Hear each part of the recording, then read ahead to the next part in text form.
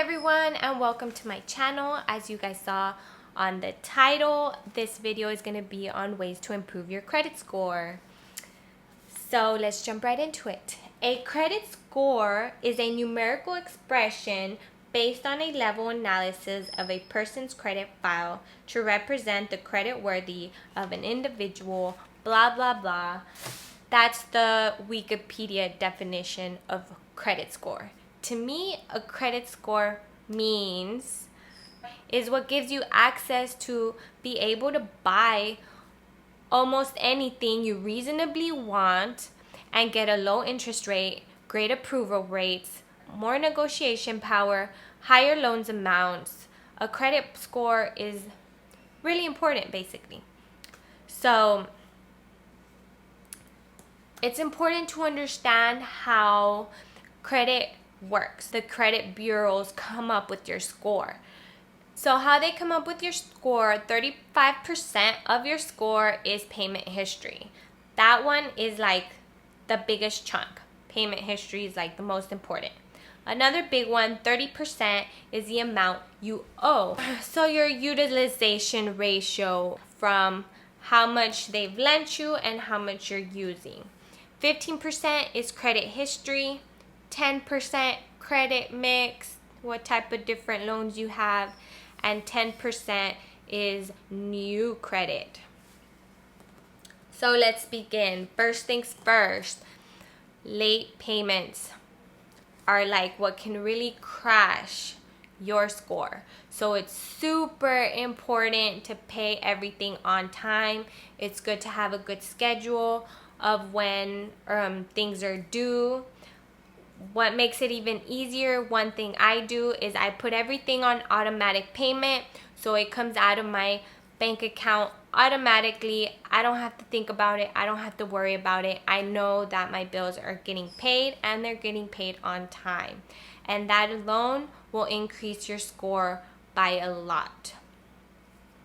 So what happens if you're late on a payment? Because life happens, you miss a payment. What do you do now? You have to pay for it ASAP. Pay it as fast as you can, because the longer you wait, the more it affects your score. 30 days, not good. 60 days, bad. 90 days, even worse. Like, you just want to pay for it and pay for it fast. So you paid the bill late. You know, it happens. Now you need to try to remove that late payment. You can call your credit card company and ask them nicely, politely, explain to them what happened, that it was a mistake on your part and it won't happen again.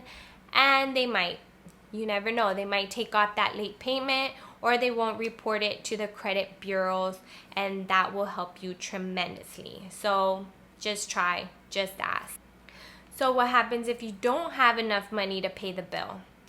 You know, times are hard, not just here in the US, the whole world. Everyone just went through a crisis.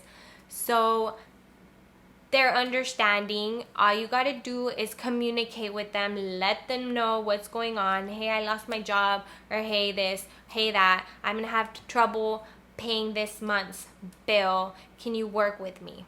And most of the time, they'll rather work with you than not getting a payment at all. You can just be like, hey, this is the amount I have. Can I pay this amount for now, pay later, or change the due date? Whatever it might be, they're willing to help you, just so that, you know, you don't completely just not pay. They'll rather get some type of money from you than you not pay at all. So that can help your credit score also if you cannot make a payment or it's late. Just, you know, a lot of people don't keep in touch with the creditor. And I think that a conversation with them will help you out so much, because they're willing to work with you, versus if you just don't pay, don't talk to them, don't let them know, you know, they're going to be like, hey, what's going on? Like, they're going to report that for sure. So that's one thing you don't want. So keep a good communication with them on that. Next big one is your utilization. So let's say you have a credit card that they gave you a $10,000 credit limit, and you go and you max out that credit card. that looks bad. When you have 100% credit utilization, so you want to try to keep it under 10%, or even better, under 3% if you can. One way to bring that utilization down is by, of course, paying it off. You want to make extra payments to bring that utilization down. If that's not possible, you can also ask for a credit card limit increase. That will bring your ratio down also. But when you're doing this, you call the credit card company, you're asking them, hey, can you increase my credit limit? You want to make sure and ask that they're not going to do a credit card pull, because if they do a credit card pull, that can affect your score negatively also. So no hard pull. Ask them, hey, are you going to do a hard pull, or are you just going to increase my credit limit? If they say, yes, we have to do one, there's no way around that, you kind of have to outweigh your benefits. Is it better to have the higher credit card limit, or, we're going to have that hard pull? Just got to weigh out the benefits. Usually it's better just to have the credit card limit increase. So next tip is don't cancel any unused credit cards. Just leave them open, especially if they're one of your oldest cards. You do not want to cancel those. You just want to leave them open. Build that credit history length with them, and that will affect your score.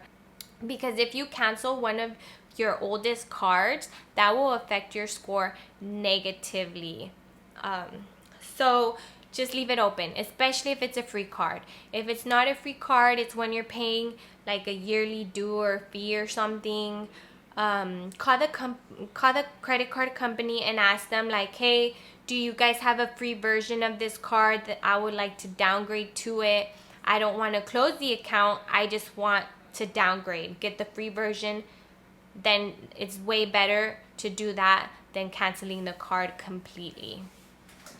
Another issue I see a lot of people having is not having a credit score, like not having any credit. You're straight out of high school, you've never had a credit card or whatever it might be, but you never established a credit. One little trick you can do is maybe ask a family member, someone you trust, if they can add you as an authorized user on their account. This is one thing my dad did when I was younger. He added me to one of his oldest credit cards.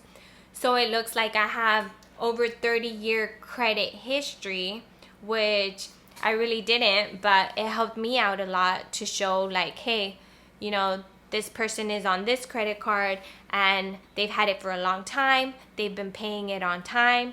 Like, it really helps your credit score. Even if it's not your account, you're just an authorized user, it shows up like if that's your account also. Of course, you want to be careful with this. You want it to be somebody you trust, somebody you know that they pay their bills on time. You want to make sure that they have a low utilization ratio on that card and that they've had that card for a long time. Because if it's someone that pays late, they max out their card, they've only had that card for a week, that credit card for a week, it looks bad, not just on that person, but on your credit score too. So warning on that. Make sure it's somebody you fully trust. Last and not least, you want to check your credit report. Just the way you check your bill every time you go to a restaurant or grocery shopping or whatever, you check the bill, make sure there's no mistakes. You want to be doing the same thing with your credit report. Double check it every so often, make sure there's no mistakes or errors, because that can affect your score negatively also. One tool I like to use is Credit Karma. Credit Karma is a great app. It's free to use. You can keep track of your financial tools, and it will alert you when your score goes up, when it goes down. and it will explain to you why it went up or down, and it's just a great tool to help keep track of your credit report. So I hope this helps you improve your credit score.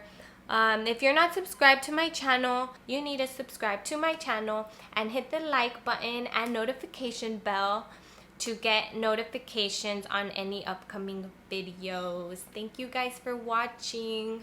Bye.